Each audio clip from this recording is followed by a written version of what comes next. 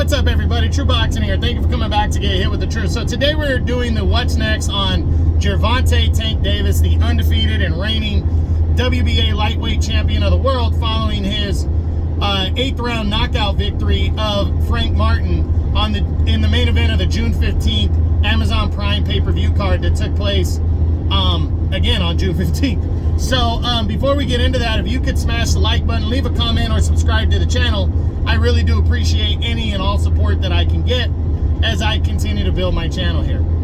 So Tank Davis, another impressive knockout victory. You know, he was behind on the scorecards, but he kept stalking Frank Martin and impressively knocked him out, brutally knocked him out in the 8th round of their fight as he retains his lightweight championship of the world. So now, following that, the big question is, what's next for Tank Davis? Well, it's hard to say. It's hard to gauge. You know, Tank has done a lot. He's not in mandatory mode. I think Frank Martin was his mandatory challenger, so he pretty much can do whatever he wants right now. So let's explore a possibility of moving up to 140. Right now, there's only two potential options, in my opinion, at 140 pounds. One would be Teofimo Lopez. I don't think he's going to go down that route.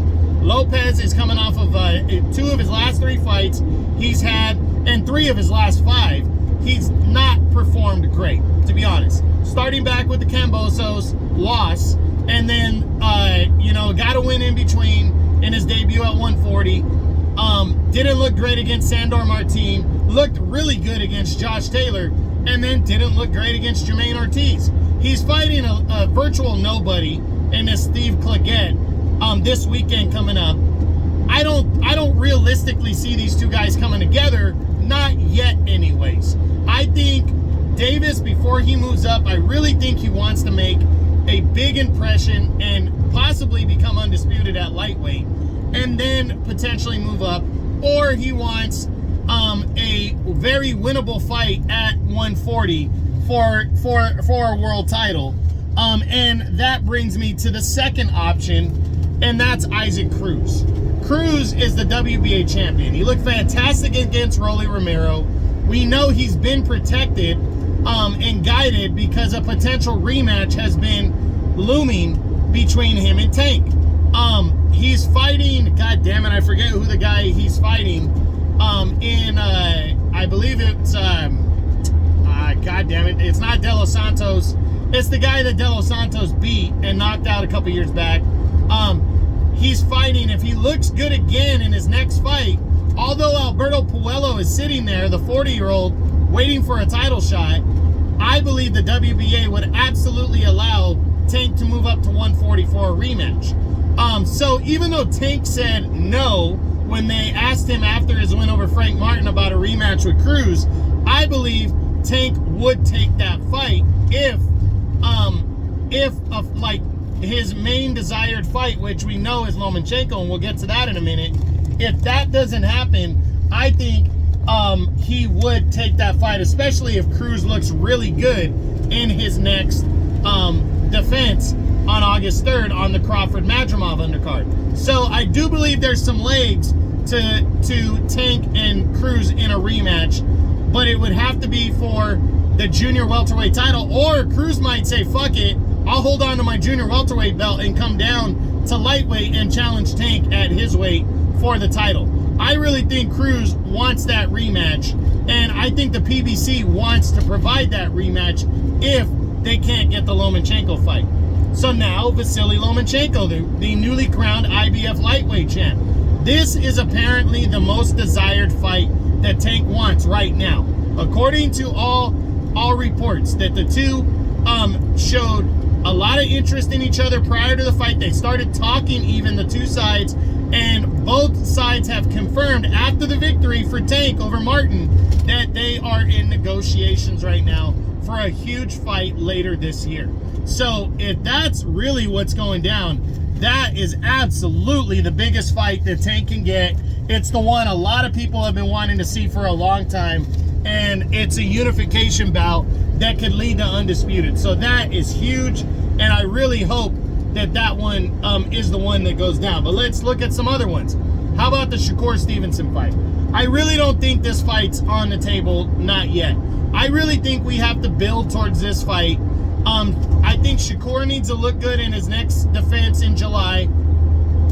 And then I think it would do Shakur a lot to seek out that unification bout with Dennis Berianchik, the WBO champion, and then Undisputed next year. I don't think Tank is interested in fighting Shakur next. I don't even think it's an option right now, so I'm going to say no. Then you got George Kambosos Jr., the former unified champion. He has looked pretty damn terrible in his last 4 fights since defeating Teofimo Lopez. He got dominated twice against Devin Haney. He didn't look good against Maxie Hughes last year, and he got absolutely destroyed against Vasily Lomachenko. There is no interest from Tank for Kambosos. It would make no sense. Then there's Jermaine Ortiz. Now, we know Ortiz moved up to 140 and fought Teofimo Lopez. He's also with Top Rank. I'm leaning towards the less likely stylistically, but if Tank thinks he can beat anybody, he might try to one-up Vasily and Teofimo and tell Ortiz, hey, come and fight me next. I can knock you out. I can knock anybody out. And he might fight him just to one-up those guys and really sell future fights with Lomachenko and Lopez. So I'm leaning towards the less likely, but I wouldn't completely rule it out either. We already talked about an Isaac Cruz rematch. Undefeated contender Raymond Muratalla. Don't see it. He's really a high risk, low reward right now because he's not a huge name. He's undefeated, plus he's also a top ranked guy. I don't see this one. William Zepeda. William Zepeda is the #1 ranked contender in every governing body at lightweight right now. So he really is in line for some kind of a title shot, but I'm telling you right now, the WBA is not going to enforce William Zepeda versus Tank Davis. Not next anyways. So Tank, I don't think he's interested in Zepeda until Zepeda wins a world title. I don't see this fight happening next. Then there's Zaur Abdullayev. Not seeing this one. He's a fighter that doesn't make a lot of sense. Yes, he has a win over Jorge Linares. His resume is okay, but he also was knocked out years ago against Devin Haney, so it really wouldn't make any sense for Tank to fight a guy like Abdullayev. Frank Martin, a rematch not happening. Newly crowned WBO champion Dennis Berianchik. If the fight with Lomachenko can happen, I just think stylistically he's kind of a bad matchup for Tank, but it might be a way to eventually get Lomachenko, and it's a unification bout. But I honestly think Tank would prefer like a showdown with Isaac Cruz, a rematch with him, than fighting a guy with the style of Berianchik and not a big time name. So I'm going to say no to that one. Edwin De Los Santos, he looked like crap against Shakur Stevenson, even though he is a PBC guy, so you have to factor that one in. Maybe he would take on De Los Santos to go for the knockout until, and one-up Shakur Stevenson. But I think that's like after a few options, if they're not possible, then it's there. So I'm going to say it's an outside possibility because they're both ranked by, they're both promoted by the PBC, and he also might want to one-up Shakur Stevenson. So maybe that fight is possible. Then there's Angel Fierro, unknown guy. Tank's not going to entertain that. Maxie Hughes is not a possibility after the way he got wasted against Zepeda. And Floyd Schofield is just an undefeated but unknown type guy. Plus he's with I think he's with Top Rank, to be honest. So I don't see this one being a possibility. So for Tank Davis, I really believe him and Lomachenko finally really want this fight, and I think the promoters are going to do all they can to make this fight happen. I really, really believe that.